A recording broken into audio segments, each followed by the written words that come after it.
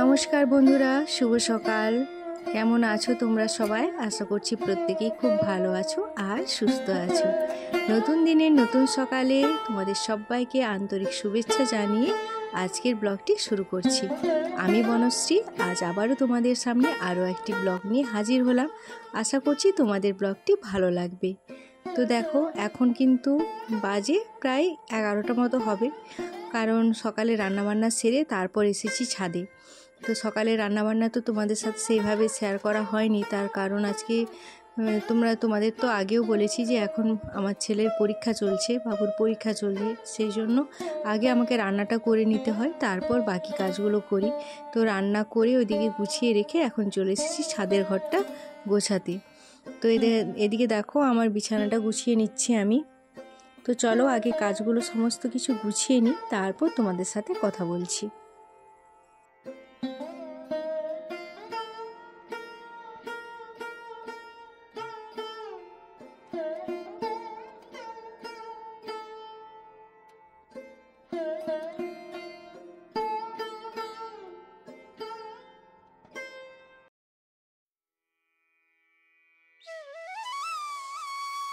বালিশের কভারগুলো অনেক পুরনো হয়ে গেছে, আর একটু একটু দেখছি ছিঁড়েও গেছে, হালকা একটু একটু করে ছিঁড়ে গেছে। তো গতকাল একজন ফেরিওয়ালা কাকু এসেছিল, তো কাকুকে বলেছিলাম বালিশের কভার নিয়ে আসতে, তো নিয়ে এসেছিল, কিন্তু দুর্ভাগ্য যে আমার হলো না, কারণ আমার বালিশগুলো ছোট আর কাকু যে কভারগুলো নিয়ে এসেছিলো সেগুলো অনেক বড়, তো সেই জন্য হলো না। তো কাকুকে বললাম আগামী সপ্তাহে যখন নিয়ে আসবে যেন একটু ছোট দেখে নিয়ে আসে। তো দেখা যাক কি করে, নিয়ে আসে না কি করে। নিয়ে আসবে নিশ্চয়ই, যখন বলেছি যখন কাকুকে নিয়ে আসবে, কারণ ওই কাকু মানে প্রতি সপ্তাহে আসে, অনেক দিন ধরেই আমাদের এখানে ব্যবসা করছে।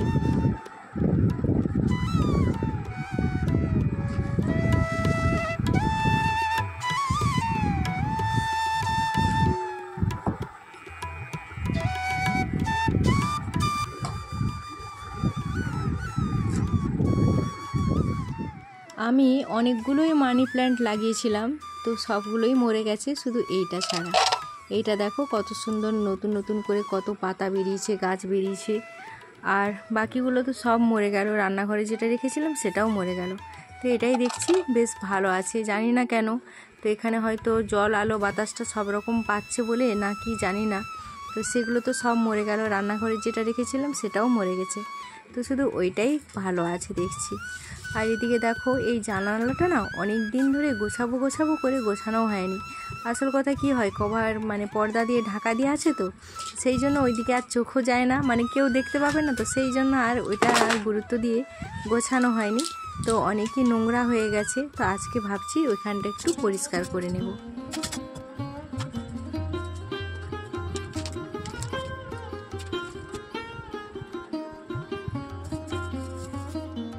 এই ঘড়িটা ফ্লিপকার্ট থেকে নেওয়া হয়েছিল। তো দেখো, এত ফালতু ঘড়িটা, মানে কাঁটাগুলো সব বেঁকে বেঁকে গেছে, মানে যখনই নিয়ে আসে তার 2-3 দিন পরেই দেখছি আর কাঁটাগুলো চলছে না, মানে কাঁটাগুলো বাঁকা ছিল একটু। তারপর বাবু ঠিক করতে গিয়ে সে একবারেই বেঁকে গেছে। তো বেকার আমার 200 টাকা নিয়েছিল, বেকার গেল। আর তোমাদের দাদাভাই আমাকে বকছে যে কেন দোকানে গিয়ে নিতে পারতে, অনলাইনের জিনিস নিয়ে একদমই পছন্দ করে না তোমাদের দাদাভাই, আমাকে বকছে যে কেন নিলে। তো এই খারাপ হয়ে পড়ে আছে আর কি, আর বন্ধ করি তো দেয়ালে টাঙিয়ে রাখতে নেই, সেই জন্য ওকে খুলে জানালাতে রেখে দিয়েছি। ভাবছি যে বাজার গেলে একবার নিয়ে যাব, দেখি কাঁটাগুলো চেঞ্জ করলে যদি চলে, আর যদি না চলে তাহলে কি করব, ফেলে দেবো, আর কি করা যাবে।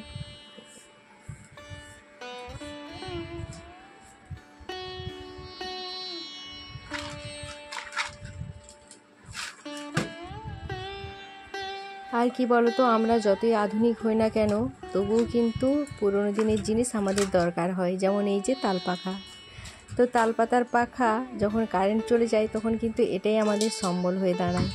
এটা কতটা যে উপকারী, কতটা যে দরকার লাগে তখন সে আমরাই বুঝি। তো সেই জন্য এগুলো কিন্তু আমাদের বাড়িতে আছে। এরকম অনেক পুরনো জিনিস আমাদের বাড়িতে আছে, হ্যারিকেন আছে, আর তালপাতার পাখা আছে, এখনও পর্যন্ত রেডিও আছে। রেডিওয়ে প্রত্যেক দিন কাকু খবর শোনে, গান শোনে, রবীন্দ্রসঙ্গীত, নজরুলগীতি এগুলো সব শোনে। কাকুর তো খুব গানের নেশা, তো কাকু এগুলো শুনে।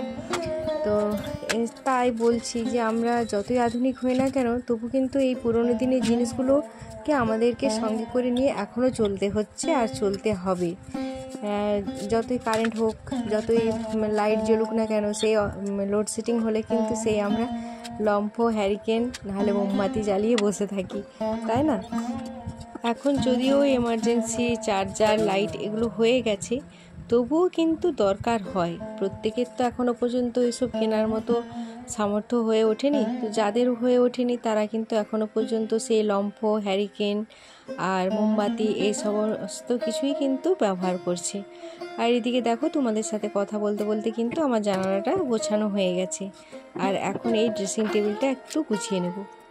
আমার এই ড্রেসিং টেবিলের ঝুড়িটা রেখে খুব ভালো হয়েছে, জানো তো। বেশ জিনিসগুলো সুন্দরভাবে গুছিয়ে রাখা যায়। আর না হলে কি হতো জানো তো, সব ঢুপ করে উল্টে নিচে পড়ে যেত। তো এখন আর পড়ে যাওয়ার ভয় নেই। তো একটা ঝুড়ির মধ্যে সমস্ত কিছু অর্গানাইজড করে রাখা আছে। আর কি বলো তো, অল্প জিনিস তো, তেমন তো বেশি কিছু জিনিস নেই। ওই ঝুড়িটার মধ্যে সুন্দর ধরেও গেছে। আর আমার ওই তাবিজটা আর এটা মানে ওই স্টোনটা খুলে গেছে। তো খুলে গেছে বলে ওই জন্য ঝুড়িতে রেখে দিয়েছি। তো তোমাদের দাদাভাইকে বললে ও পরিয়ে দেবে। তো আর মনেও থাকে না, আর পড়াও হয় না। 2 দিন ধরে খোলা হয়ে পড়ে আছে। আবার তোমাদের দাদাভাই দেখতে পেলে আমাকে বলবে যে কেন পরনি, এটা খুলে রেখেছো কেন, এইসব।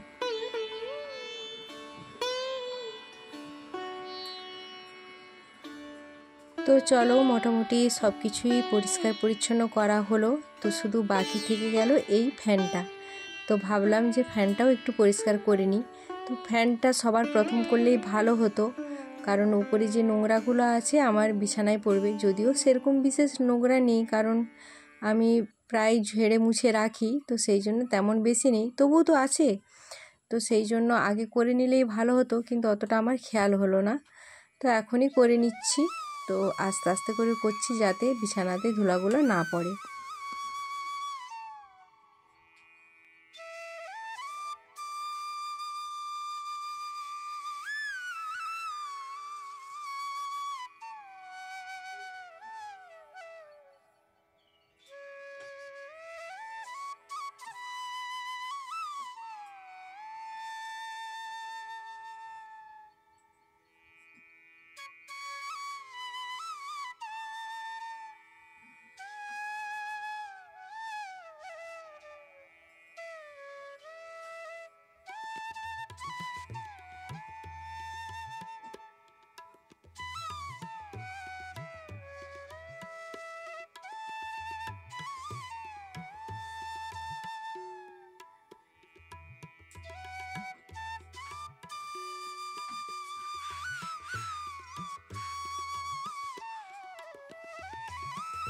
এখানে যে ঠাকুরের মূর্তিগুলো আছে, গণেশ আছে আর সরস্বতী আছে আর লক্ষ্মী ছিল। লক্ষ্মীটা মনু আমার কাছ থেকে আবদার করে নিয়েছে।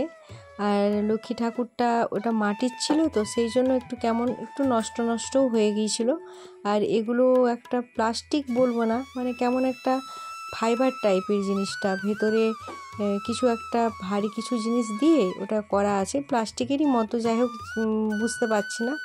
তো সেরকম করা আছে। আর এটা কে আমি সেভাবে পুজো টুজো করি না, এমনিই রেখে দিয়েছি এখানে একটা কাঠের সিংহাসন বানিয়ে।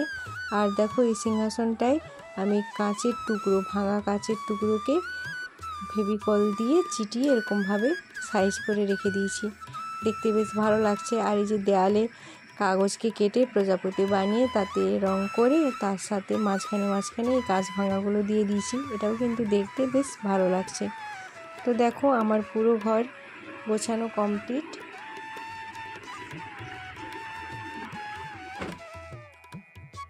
সকালে কয়েকটা জামা কাপড় কেচেছিলাম, তো সবগুলোই শুকিয়ে গেছে। আর বাইরে যা রোদ্দুর বেরিয়েছে, মানে মাথা খারাপ করা রোদ্দুর বেরিয়েছে, মানে ভয়ঙ্কর রোদ, ভয়ঙ্কর গরম। বৈশাখ জ্যৈষ্ঠ মাসেও একটা রোদের তাপ থাকে, কিন্তু এখনের যে রোদটা, এই রোদটা সহ্য করা যাচ্ছে না, এতটাই রোদ। আর রোদের থেকে বেশি গুমোট ভাবটা প্রচণ্ড আছে। তো তোমাদের দাদা ভাই গেছে মাঠে সার ছড়াতে। তো জানি না কি অবস্থা হচ্ছে। তো মানে সত্যি খুব কষ্ট লাগে দেখলে, যে যখন মাঠ থেকে ফিরে আসে তখন খুবই কষ্ট লাগে। এত ঘেমে যায়, পুরো ঘেমে একদম জামা কাপড় ভিজে যায়। তো আজ তোমাদের দাদা ভাইয়ের জন্মদিন। তো জন্মদিন সেইভাবে কিন্তু পালন আমাদের বাড়িতে হয় না। তো যাই হোক, আজকে তো সোমবার, তাই সব কিছু নিরামিষ। তো নিরামিষের উপরেই একটু আধটু যতটুকু আমি নিজে পেরেছি জোগাড় যন্ত্র করে করেছি। কারণ তোমাদের দাদা ভাই তো নিজের জন্য কিছু বললেও নিয়ে আসবে না, আর করতেও দেবে না। তো বাড়িতেই যা কটা সবজি ছিল তো সেগুলো দিয়েই রান্নাবান্না করেছি। তো শেয়ার অবশ্যই করব তোমাদের সাথে। তো এদিকে আমি সমস্ত জামা কাপড়গুলো ভাঁজ করে রেখে দিলাম গুছিয়ে। আর এই যে দেখো আমি কি রান্না করেছি।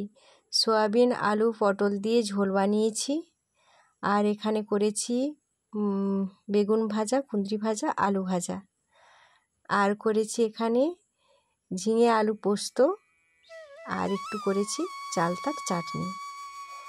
তো এই সামান্যই যতটুকু পেরেছি ততটুকুই করেছি। আর যে রোদ গরম, তোমাদের দাদাভাই সেভাবে কিছু খাবেও না। আর আজকে মাছ করতাম, মানে আমার সোমবার, আমি নিরামিষ খাই, কিন্তু ওরা আমিষ করলেও হতো। কিন্তু কি বলো তো, যে মাছওয়ালা কাকু মাছ দিয়ে যায়, তো সে আজকে কাকিমাকে নিয়ে একটু ডাক্তার দেখাতে গেছে, সেই জন্য আজকে আর মাছ নিয়ে আসেনি। ফোন করেছিলাম, বলল যে আজকে তো যাবো না, তোমার কাকিমাকে নিয়ে ডাক্তার দেখাতে আসছি। আর এই যে দেখো তোমাদের দাদাভাইকে সব কিছু সাজিয়ে দিয়েছি, আর দেখেই তো সে রেখে গেছে যে এত কিছু কেন করেছো আমার জন্য। আর সারাদিন এত রোদে রোদে এসেছে, তো সেই জন্য আরও মাথা গরম। একদম ফোঁটা দিতে চাইলো, ফোঁটাটাও নিল না, বলল যে পরে নেব, এখন আমাকে ফোঁটা দিও না। তো রোদটা অনেকটাই না, মাথা একদম ধরে গেছে। আর এদিকে দেখো আমাদের রাস্তার কাজ চলছে। আমার টিউশন পড়তে চলে গেছিলো, সে তার ঠাকুমাকে বলিয়ে রেখে গিয়েছিল যে আমি আসলে তারপর যেটুকু ফোঁটা দেবে, তার আগে নয়। তো মুনু এই টিউশন থেকে পড়ে আসলো, এখন বাজে প্রায় 7:30 সন্ধে। তো মুনু আসতে মা ফোঁটা দিচ্ছে।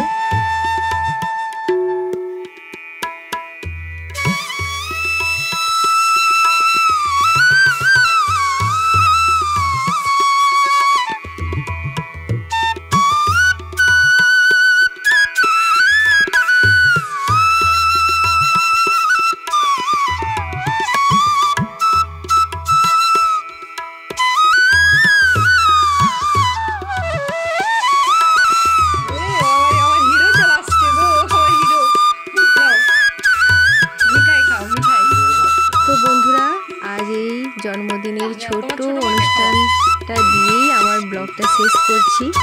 তো তোমরা সবাই ভালো থেকো, সুস্থ থেকো। আবার দেখা হবে খুব শীঘ্রই আরও একটি নতুন ব্লগের সাথে।